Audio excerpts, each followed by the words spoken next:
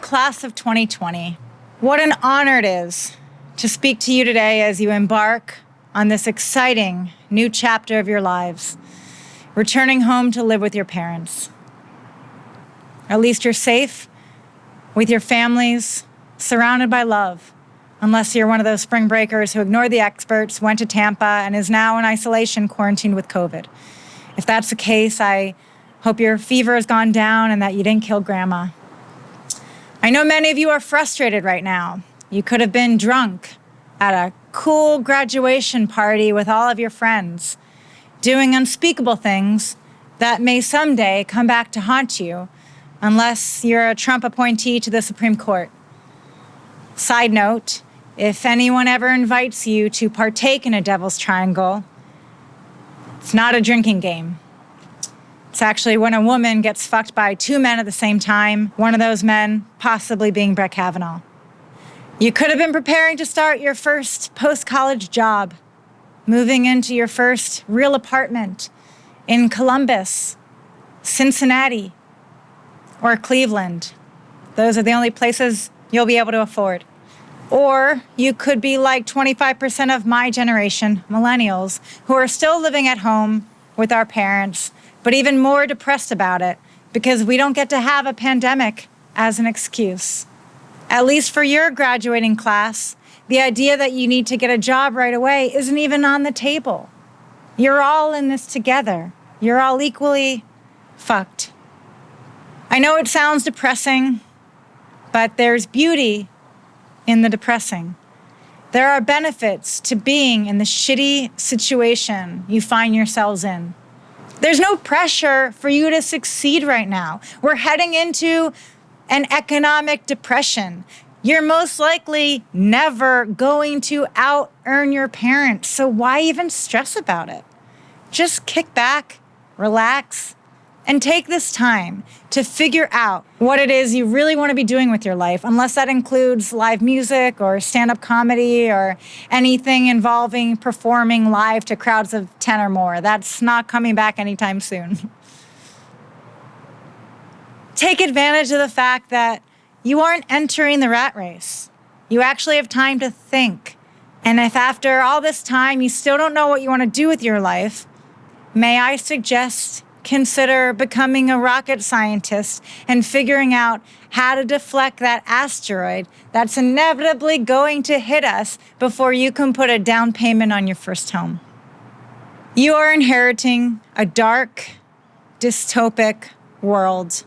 Your parents will try to calm you, but they are scared shitless too. The veil that once hid our country's deep dysfunction has been lifted.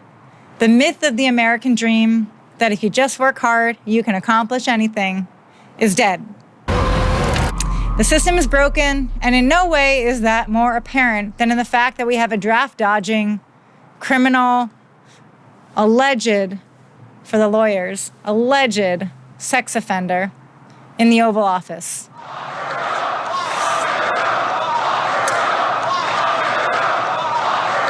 You all entered college with the election of Donald Trump. I entered college with a similar man-made disaster, 9/11. Do you know what that is? Do you know what 9/11 is? Anyway, if you don't, Google it. 9/11 was a defining moment for my generation in the same way that this pandemic will be a defining moment for yours. Watching the towers fall on live TV made me not want to die in a business suit. I know that's really fucking dark, but it's why I became a comedian. I'm not joking. I'm just being honest. It really felt like the end of the world back then. Who knew it would only take 20 more years? This is a weird speech to give without an audience. I can't tell if you guys are feeling me. I can't see your faces. I can't see which of your uncles I've pissed off. I know that I'm probably following a hilarious video of Eric Andre's asshole. But since this is a commencement speech, I thought I would leave you with some life hacks that I think might help you navigate the world in front of you. Number 1, learn how to grow your own food. We are entering end of days, and it's good to be as prepared as possible. You don't even need a farm. You can grow tomatoes on a rooftop. You can grow celery on a counter. Doesn't take a lot of skill. Number 2, be kind to each other. A rising tide lifts all boats, except for when Reagan said it in the 1980s. Trickle-down economics is a lie, and it really fucked us. Number 3, tap into your community. Having a network of like-minded peers will be helpful when you're filing that class action lawsuit against your university to recoup some of the funds that you were charged for an entire spring semester on Zoom. Number 4, take that money that you get back from the class action lawsuit and invest it in cruise stocks. They're so cheap right now. And I know it sounds counterintuitive, but if people are dumb enough to think that COVID is a hoax, they'll be back on those floating diarrhea prisons in no time. Number 5, if you're worried that having a kid might hurt your career, do it now. You can hide your pregnancy on Zoom. None of your coworkers will even be able to tell. Sorry, that was just a note to self. And lastly, I don't know what the future holds, but, we've gotten through pandemics before and come out stronger, except for you Indigenous Americans in the audience watching. I'm so sorry about that again. Horrible, horrible country. We owe you a big apology. So pandemics, we've gotten through pandemics, some of us, but I can't say the same for fractured liberal democracy slipping to fascism, so I'll leave you on this.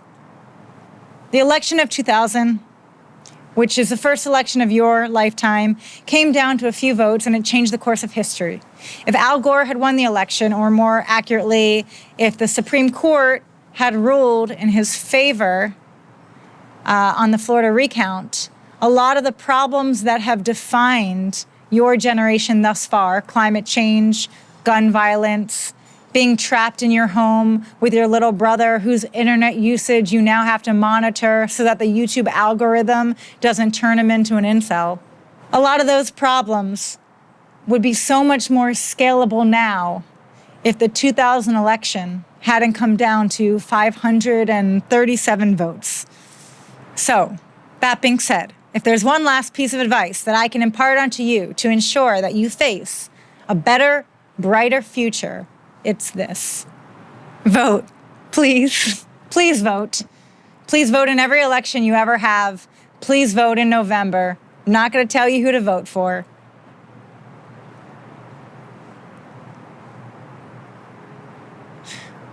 Okay, just do it. Vote against fascism. How's that for a clue? Thank you guys so much. I'm Jena Friedman. Thank you, Adult Swim, for your honorary doctorate in content creation. I feel so much funnier now. Take care and good luck, young ones.